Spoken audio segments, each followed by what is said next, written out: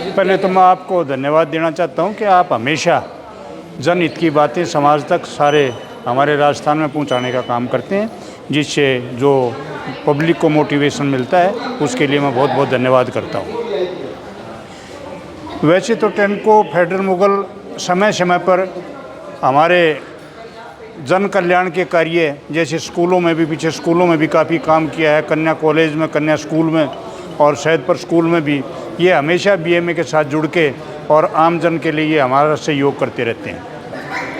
वैसे ईएसआईसी के अंदर भी पिछले साल भी यहाँ जैसे एसी की रिक्वायरमेंट थी, एसी भी दिए, और जो जिन्होंने हमारे जो डिमांडें की, अब चेयर भी जो बैठने के लिए थी, मरीजों के पास चेयर नहीं थी, मरीज जो भी हमारे पेशेंट थे वो खड़े रहते थे, तो इन्होंने हमारे से डिमांड की, तो हमने इनको अपने टेनको फेडरल मुगल से बात की, तो उन्होंने तुरंत चेयर और आपके वाटर कूलर का इंतज़ाम करते आज इनको ईएसआईसी को भेंट किया।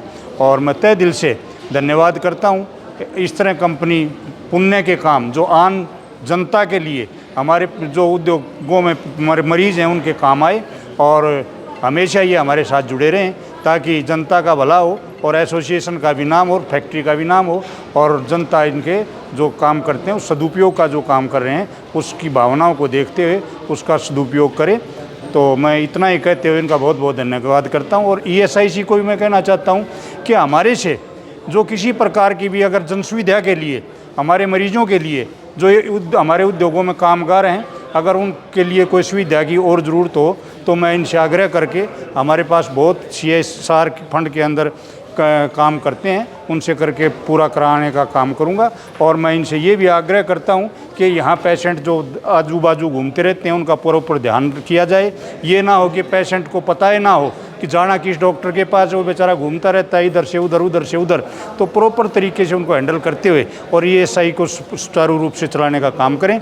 मैं पुनः आप लोगों का धन्यवाद करता हूं और ईएसआईसी का भी धन्यवाद करता हूं कि ये हमारी भावनाओं को समझते हुए जो हमारी कंपनियां इनको इस तरह का जो सामान मुहैया कराती हैं उनका धन्यवाद करते हुए यही कहूँगा उसका सदुपयोग करें। और भी कोई इस प्रकार की अगर उद्योगों से मदद की आवश्यकता होगी तो हम पूरा कराने की कोशिश करेंगे।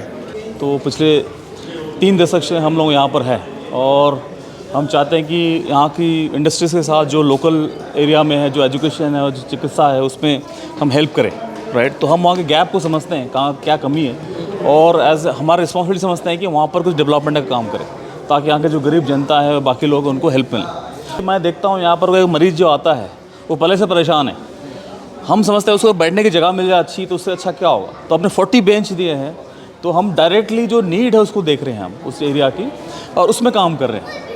तो इस तरह से हम हर जगह, हम लास्ट ईयर हमने फ्रीज दिए थे, हम समझते हैं कि यहाँ टेम्परेचर अच्छा होना चाहिए, तो जहाँ पर जो ज़रूरत है हम उसको डायरेक्टली हेल्प करते हैं, और डायरेक्ट हेल्प है जो लोगों को जाता है यहाँ पर। देखिए, मैं समझता हूँ कि भिवाड़ी में जितने इंडस्ट्रीज़ हैं और उन्होंने अपनी रिस्पॉन्सिबिलिटी अच्छी तरह से निभाई नहीं है आज तक। मुझे लगता है छोटा शहर है और बहुत कुछ स्कोप में है, बहुत अपॉर्चुनिटी है डेवलप करने का। तो मैं सारे आग्रह करूँगा जितने इंडस्ट्रीज़ है वो आगे बढ़कर आए और यहाँ के जो स्कूल कॉलेज इंफ्रास्ट्रक्चर है उस पर इम्प्रूव करें, उसमें फ़ंड दें ताकि वहाँ पर लोकल डेवलपमेंट हो।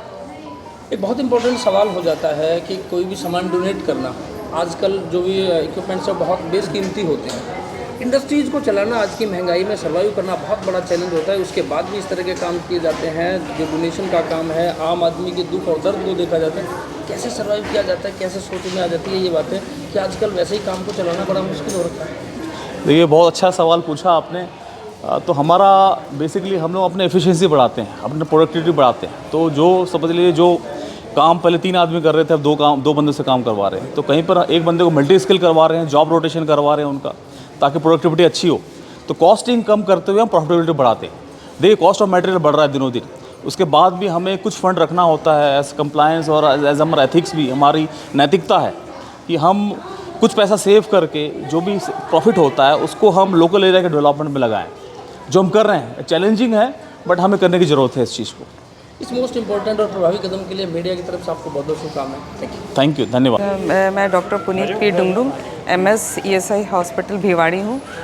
हमारे यहाँ BMA ने हमें 40 चेयर्स दिए हैं पेशेंट के लिए और एक RO दिया है जो पेशेंट के और वाटर कूलर ये दिया है, तो इसके लिए हम उनका बहुत बहुत धन्यवाद करते हैं। ये पेशेंट के काम आएंगे, वैसे हमारे पास अपना भी है, पर इन्होंने बहुत हमें हेल्प की, इसके लिए हम इनका बहुत बहुत धन्यवाद करते हैं।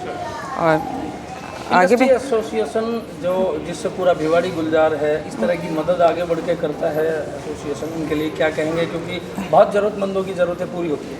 हाँ, इन्होंने पहले भी हमें हेल्प किया था, लास्ट ईयर भी हेल्प किया था, काफ़ी चीज़ें डोनेट की थी। तो हम यही कहेंगे कि आगे भी हम ज़रूरत हो तो हम इनकी सेवा ले सकते हैं ये, और इनके लिए यही है कि ये बहुत अच्छा काम कर रहे हैं, तो हम यही चाहेंगे कि इनके लिए हम यही कामना करते हैं कि ये अच्छा रहे और प्रोग्रेस करे, और जो अपना काम करते हैं वो करते रहें। सबका धन्यवाद। फेडरल मुगल और टेनको से मैं 15 साल से जुड़ी हूँ, तो वो मुझे कार्य प्रभावित करते रहते हैं और इन सेवा प्रदान करते रहते हैं। मैं CSR एक्टिविटी करवाती रहती हूँ, और जैसे अभी चेयर्स दी, कूलर दिया, तो ये मरीजों के लिए काफ़ी फ़ायदेमंद रहेगा। आगे भी करते रहेंगे। धन्यवाद।